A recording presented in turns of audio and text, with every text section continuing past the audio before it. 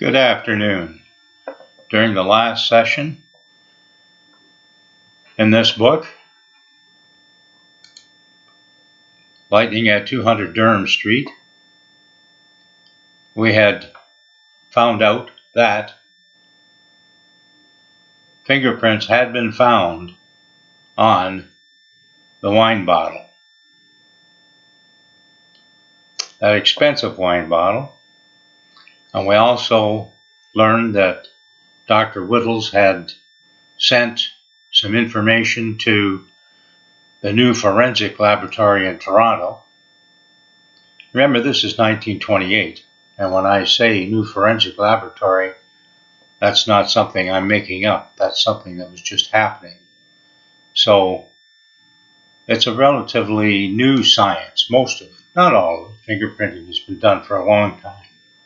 Anyway, things are progressing in the story. You may also recall that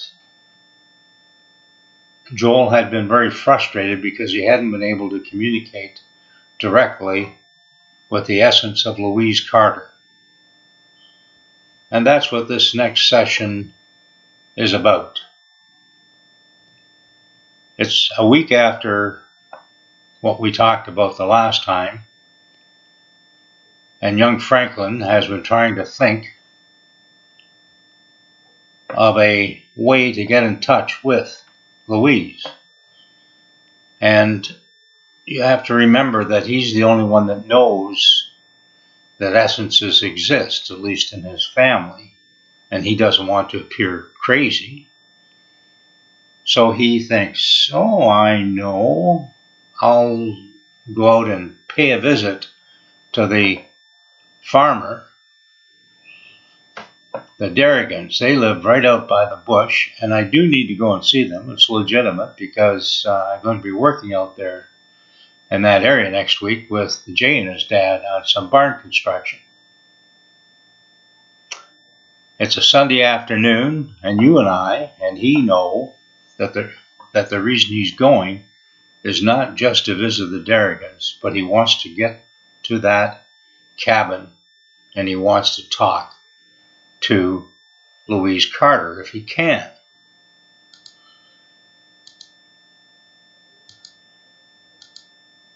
So he's making the trip once more out to the cabin in the bush. This is a Sunday.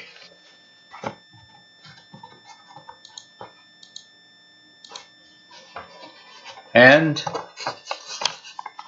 he says, we've been lucky this year. The weather's been better than usual.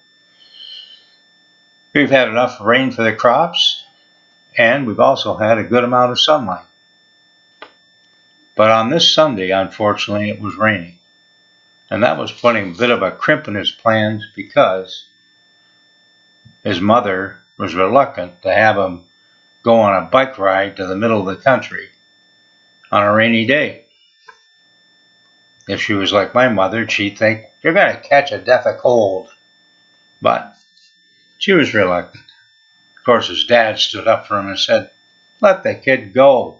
He's almost a grown man. Let him go out there. So, before he could go on his bike, his mother made certain he had as much rain gear as possible. He was just lucky he didn't have to take an umbrella with him as well. So he set off on his way out to the cabin in the bush. It's going to be quite a pedal. The one good thing about the damp weather was most of the mean dogs preferred to stay indoors during this time and wouldn't be chasing his pant legs as he rode along the country roads. So he headed out that way, and eventually he got to the Keep Out sign. This is not where the Darrigans live, but it's a couple of roads over. It's on the other side of the bush. It's where that nice road is that runs in. That's a sign that I think Constable Smith put up. So he got to the Keep Out sign, And he was pleased because the road wasn't too bad.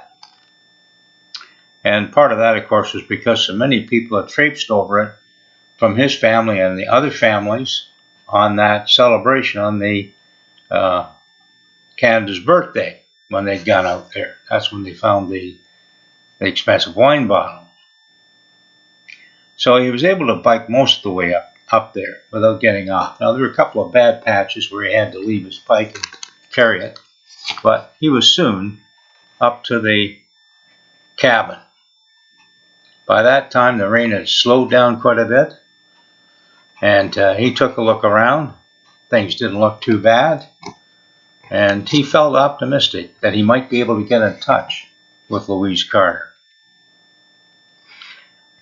So he actually went into the cottage, or cabin rather, certainly not a cottage, and he sat down at the table and tried to focus on Louise. He sat there and he thought about it. He didn't know the woman, and she was, old enough to be his mother, and he wasn't sure how he could bring things into his mind to contact her, but he concentrated. And it wasn't happening. He didn't have a good picture of her in his mind. All he had seen, of course, was a dead body, and that wasn't really very good. So he focused as hard as he could, and then he decided, I know what I'm going to do. Instead of trying to conjure an image of her in my mind that I can communicate to her so that she will know that I'm trying to get in contact with her, I'll focus and concentrate on the label on that wine bottle. So he did that. Krug, he concentrated on the label on the bottle. Krug Collection 1928. And he sent that message. He wasn't having a lot of success, and he was getting very discouraged. He wasn't sure what he'd do next when suddenly he sensed his name. Joel. Someone was sending him a message. Well, it was a combination of feelings. It was a feeling of relief that he was getting a message and a feeling of concern because it was a surprise. So he knew it was Louise Carter. And he was sort of baffled for a moment. What do I say? Do I have to introduce myself? So he said, finally, do you know Walter? He knew Walter had been in contact with her.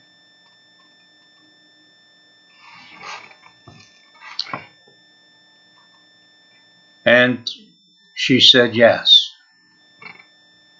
Walter lives in your house.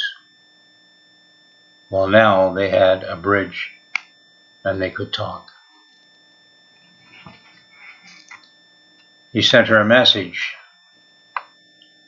The police know you were murdered. They think you were poisoned. Can you tell me anything? She sent the message back. Yes, I was poisoned. That day when I came to the cabin, there was a bottle of wine, that Krug Collection 1928, chilled and sitting on the counter in the cabin. I was so pleased to think that someone had planned a nice surprise for me that I poured some into a glass. It was a warm day and I was thirsty after my trip. I drank it down quickly and noticed a peculiar taste. I was immediately frightened and suspected that the drink had been doctored. Then I felt an extreme distress. I knew I was dying. I didn't understand. I didn't know who would do this to me. I know from Walter the police have found some cups and a whiskey bottle. And then last weekend the wine bottle was discovered. But I know there's something else nearby that's somehow connected to the wine bottle.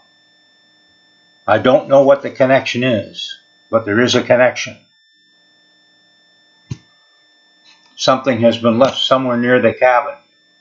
You must find it. Joel was baffled. Can you tell me anything about this object? He asked. Do you know how large it is?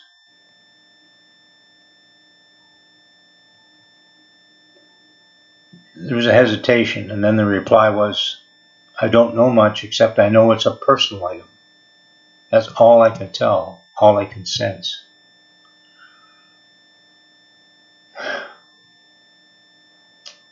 So Joe left the cabin and started his search in the small trees near where the wine bottle was found. He took a look through that area. He got down on his hands and knees and started going through the small copse of trees and went back and forth until he'd searched the entire area.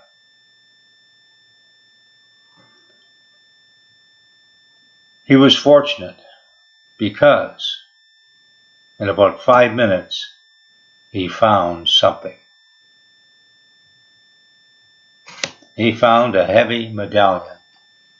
Fortunately, we have a picture of the medallion.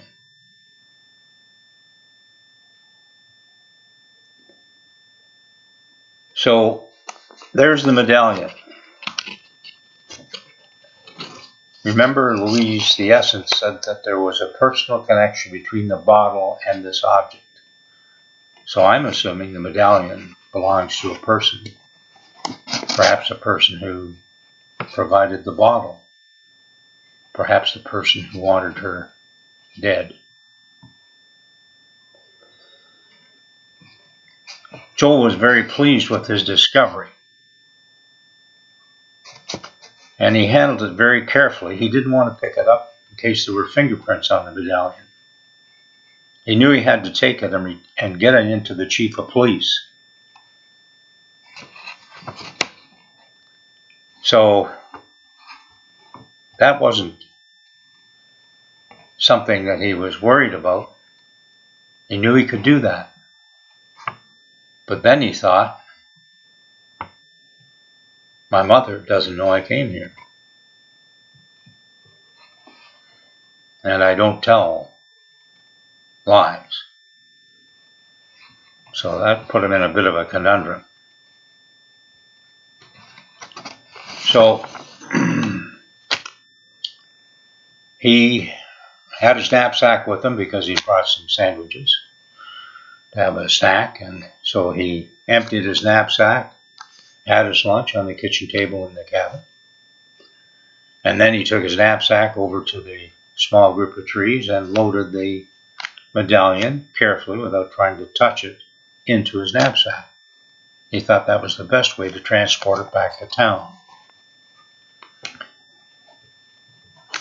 On a fast bike by an enthusiastic young man, and weather that isn't too terrible, it would take about 30 minutes. And he was back in Chaseport in about 30 minutes. Of course, when he arrived, he wasn't a picture of sartorial splendor. He had been crawling around in the grass out in the woods. So his mother noticed that right away and didn't even let him step inside the door. Instead, she hollered at his brother, Ralph, get him some clothes and we'll get him cleaned up. Well, eventually he confessed to his parents that he'd found the medallion. And his dad said, we've got to get that to the police right away. So they phoned the police, and 20 minutes later, Chief Petrovic appeared himself to get the medallion. I'm very disappointed with you, Joel, that you moved that medallion. You should have known better. Well, all Joel could do was apologize because he hadn't been as careful as he should have been. Anyway, the police was extremely happy to get it. And that's where we are today at the end of this session. So now we have more evidence that possibly we can use to determine who committed the murder. The next show or next program will take us a little further into the story. I guess that's the end of it for today, so thank you very much, and we'll see you a week from now.